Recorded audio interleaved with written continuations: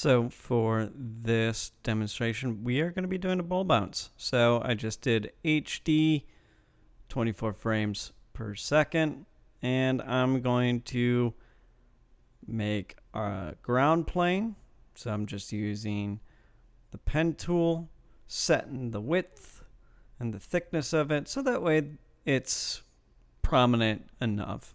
Just draw straight across. If you hold shift, it's going to allow you to get a straight line. There, I think that's pretty good. And let's go ahead and move it down just a little bit. And I'm going to lock that layer, and I'm going to make another layer, and we're going to make an arc. Now this is going to be very similar to what we did in the roller coaster little exercise. So I'm using the pen tool, set my width, and I'm actually going to use the style of the dashes. Let's kind of decrease the size a little bit and change the color. So I'm going to draw, and I'm going to let go. I'm trying to make some nice even arcs that will allow me to go from the left side of our canvas all the way to the right side and off. And this will be used as our guide. So I'm just going through, I'm kind of tweaking a little bit in order to make sure that it feels like it's consistent and that it's decreasing in momentum as it's going down. So now I just duplicated that, and this is going to be the one that will be visible later on when we export it out. So I'm just renaming it there. And I changed our original one to a guide. Once again, this is exactly what we did with the roller coaster little exercise. Nothing different.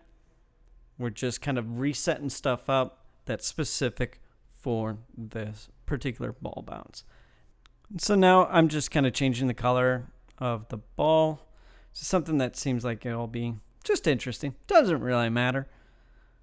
So I'm just drawing that right there. And I'm going to click on it. And we're going to turn it into an object. I'm going to set it so that it's kind of at the starting point. I'm going to drop it so now that it is essentially parented or indented underneath our guide. And that will allow it to now adhere to that path that we've established with our arc.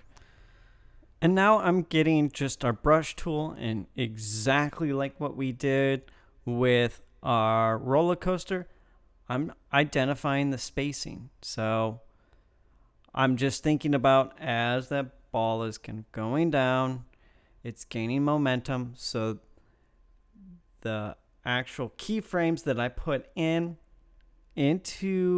Adobe Animate, well, there's going to be more space between them, more space between the movement.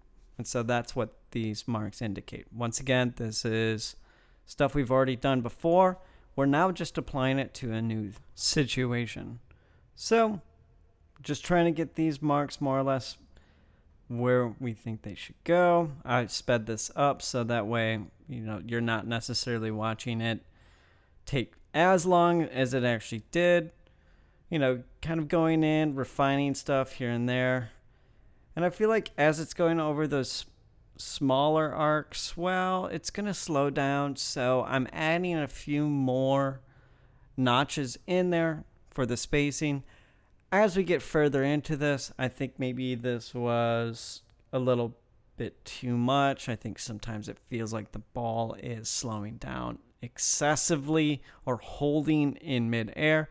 But at this point, it seems like it's a good guide.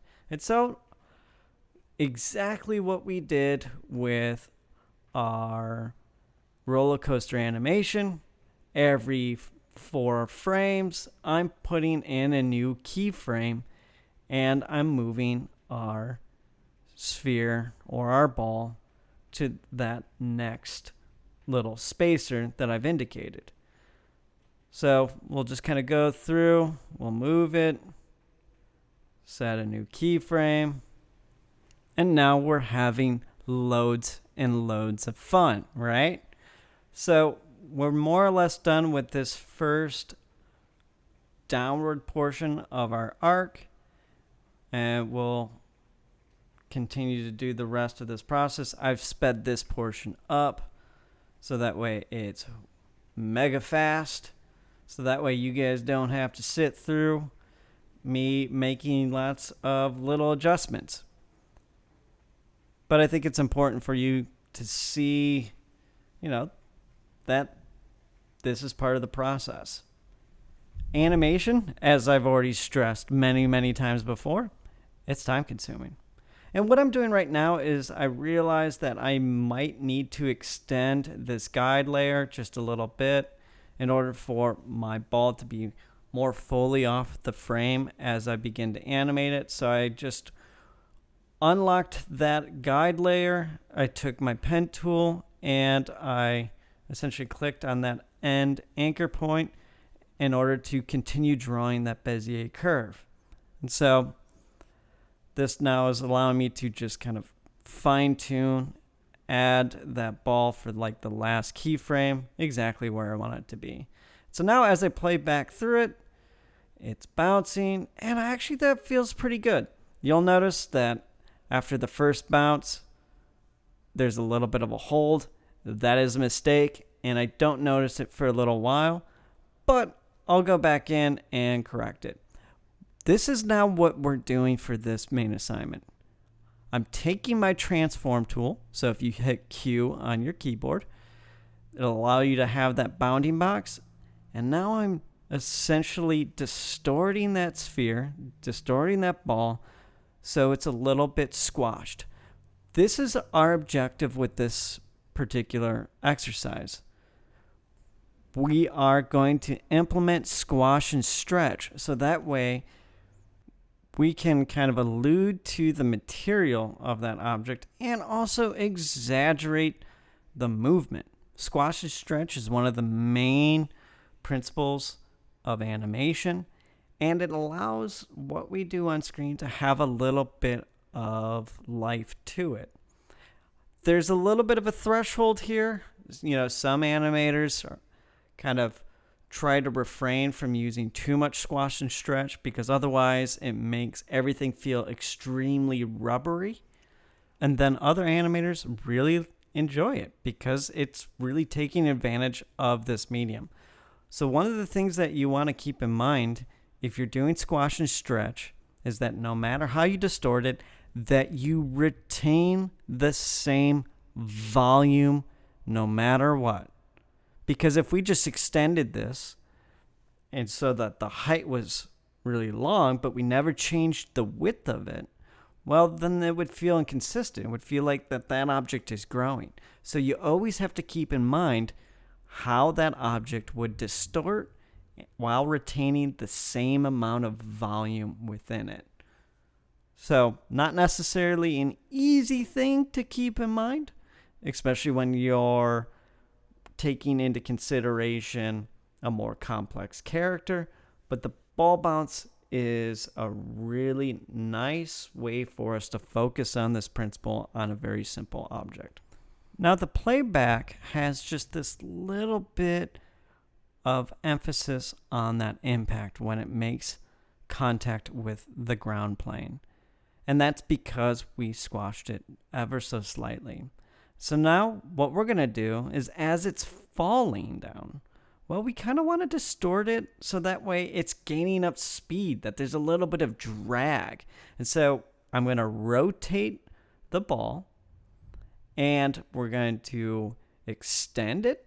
But once again, if we're keeping volume in mind, I want to extend the height of it, but also decrease the width. So that way it feels like it's the same object.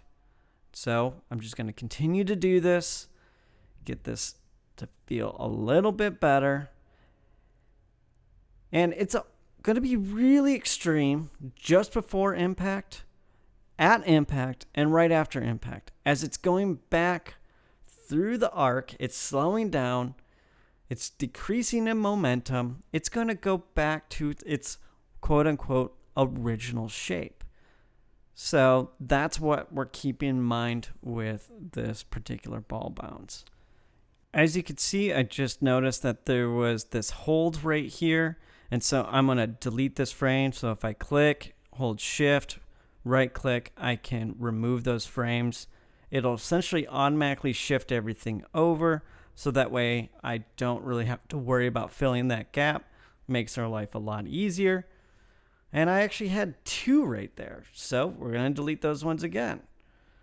You don't want to cut the frame. You want to remove those frames. And so now it's not going to hold there anymore. We play back and that feels so much better. We're not that far along with this process in terms of really tweaking the squash and stretch, but it's starting to have a little bit more of that life to the animation. So we're just going to continue to go through this process, constantly dragging the playhead so that way we can, essentially scrub the timeline to see if this is currently working or not. So I sped it up a lot more. And since we're towards the end of this motion, well, the squash and stretch is going to decrease because it doesn't have as much momentum and velocity. So it's going to get less and less because that first impact should be pretty distorted and fairly extreme because, well, it's at the beginning of the sequence. So I'm just going up to test this to see if it feels consistent for my general keyframes, and I can live with that. I think that feels pretty good for the beginning. Once again, we're animating this on 4s. Warner Brothers animated on 2s, and then Disney would sometimes animate on 1s. So we can actually get fairly believable motion with doing this on 4s. And using the wonderful technology of Adobe Animate, by adding in those tweens, man, that already feels pretty good. But if we go to the playback and test it, I think it's going to magnify some of the issues that need to be resolved. It's like, in theory, it seems like it should work, but I think the tweens are complicating some things because it's trying to go along this motion path, or this guide, and it's also changing the shape. So now I'm going to go back in and I'm going to go in between my 4s and add another drawing or shape to get this motion to where it really needs to be. So one thing that Richard Williams talks about in the Animator Survival Kit is just before impact, when it comes to the ball bounce, put another drawing that's really distorted just above the ground plane, so that way when those two drawings are flipped back and forth, there's a high degree of contrast. This contrast will really make that impact feel just a bit greater. And so we can already see there, just play testing that through. Bam! It already feels just a little bit more resolved. And so we'll just continue to do this. And that was only by adding really that one additional drawing just before it squashed as it came into contact with that fictional ground plane. I put on onion skinning. When it came to the onion skinning, I changed the parameters so that way the frame that I'm on is fully opaque, and then everything before it and after it is in outline. This makes my life just a little bit easier. Once again, everyone's going to figure out a series of settings that would be beneficial to your workflow. This is not required, but I would probably encourage you to explore it. especially as we start adding in a lot of these keyframes. It's going to get a little hairy. So as this ball is easing out of this arc or out of this motion, each individual keyframe or in between that I'm putting in here, I'm trying to think about, well, since it's speeding up, there should be just a little bit more space between it and the next frame. And so I'm increasing this distance slightly over time. So another way of thinking about this is it's always going to be closer to the frame just before it if it's easing out of the motion. Now, if it's easing into a motion, it's going to be the reverse. And you'll see that as I go through this process. That's already feeling just so much better. It's a lot smoother. So now we're going to test it, make sure it looks better in the actual playback. Once again, sometimes depending on your computer system, it might be a little bit rough when you play in the timeline. So going back and using the actual test is a good idea. So now this is just all the work. Going through, constantly tweaking, playing back, making sure things more or less feel right. And yes, that is a strange word to use in art, is the feel of it. It's technical, but it also comes down to, well, the feel of it. So, does it feel like that performance is correct? Does that motion feel correct? And you're going to have to use that as a gauge. Yes, it's ambiguous, but I think there's a gut reaction of understanding if you need to push that movement further or if it can be left as is and it's resolved. So we're going to just continue to do this. Make sure it's fine. And as a heads up, as a warning, there's a lot of little frames and drawings in this area, and it kind of drives me a little bit bonkers. So I'm going to go through this process. I'm going to try to speed it up, but you can see that I'm kind of questioning what's happening here because there's just going to be so many layers, even with the onion skinning, that it's really easy to get confused. And I was recording this late at night, listening to some jams, and I had to turn it off because it was that serious in terms of me trying to focus.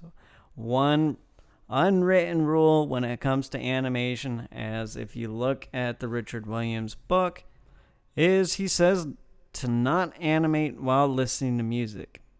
It is too much of a distraction to really focus on the complexities of the medium. I know a lot of people that still do, but I think there's some truth to what he's saying, especially if you're doing something really complex. And this isn't even complex. This is an introduction assignment, this exercise. But we're still managing quite a bit. So I'm just going through, making sure everything's good. And this is a zoom in where we can see that I'm inching that next frame over so that as it's going up this arc, it has less space between it and the next frame. As it starts to come out of this arc, well, I'm going to start increasing that distance, and you'll be able to see that here. There's less distance between it and the previous frame, and then more distance between it and the next frame. And I'm continuing this process.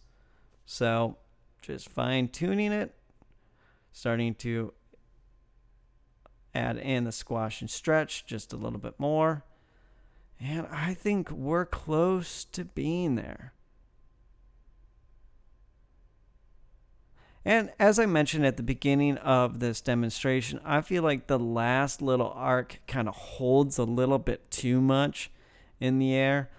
I don't actually change this at this point, but I think it's important for you to kind of be aware of where this could use improvement. So that would be something that I would do in the future with this particular ball bounce. And this was done on animating on twos. I added in now the tweens, and it looks pretty darn solid. So we're jumping gears real quick. These ones were on twos, as I've already mentioned. And this was a ball bounce I did at the beginning of the summer, exploring some of these concepts. And this one's done on ones. And it's really springy. This is actually, I think, the one example I put on our Canvas page. And I kind of don't like it looking back at it. It's like a little too springy. And this isn't due to it being animated on ones. This is more or less a lack of foresight, and maybe it could have been planned out just a little bit better. I will admit that this particular demonstration is using our initial spacing as a guide, but we could really break this down a little bit further and use a more traditional block-in approach as opposed to this pseudo frame-by-frame straight-ahead animation. We'll get into that a little bit further in the future, but for now, I think that this is good enough because we're really focused on kind of the general idea of including motion, using these tools, and implementing squash and stretch. And so what I'm doing here, and this is if you just want to know, hey, why didn't we use tweens for all of this? Why couldn't we just really play around with our classic tweens to see if we can get something that feels right and be done with it, instead of doing all of this work of putting all of these individual keyframes in? And I'm going to show you what I discovered. So I'm playing through. We got the general arc down, but as it gets to the next keyframe, it's not transitioning the shape, and it gives me that little pop. And as you'll see, I'm going to try to do whatever I can to play around with the graph editor and those tweens to try to get it to work. And I would be devoting so much time and energy into that it's not necessarily worth it. But it is possible. Here's another approach. We'll talk about this coming up. This is motion tweens. And this is a little bit more reminiscent of what you would experience either in Maya, Blender, or some of those other 3D animating programs. And truthfully, it's hard. It's not that intuitive. So we're going to stay clear of this for the time being, especially when we're trying to implement squash and stretch.